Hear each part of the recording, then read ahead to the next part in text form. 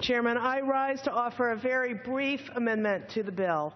I offer this amendment on behalf of myself and my good friend from California, Ms. Napolitano.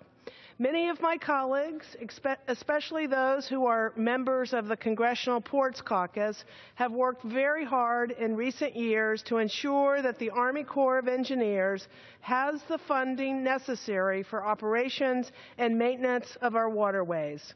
We achieved a great victory in WRDA 2014, which set annual targets for Harbor Maintenance Trust Fund usage. It is vitally important that we not only hit the WRDA targets, but that we also ensure that the Army Corps and the White House Office of Management and Budget allocate Harbor Maintenance Trust Fund resources properly according to the office. The Brownlee-Napolo amendment simply directs that none of the funds in the bill can be spent contrary to existing law.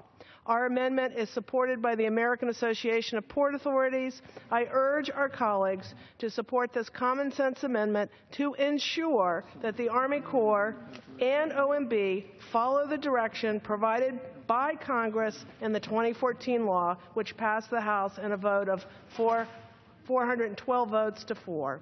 Mr. Chairman, I reserve the balance of my time. Gentlelady reserves.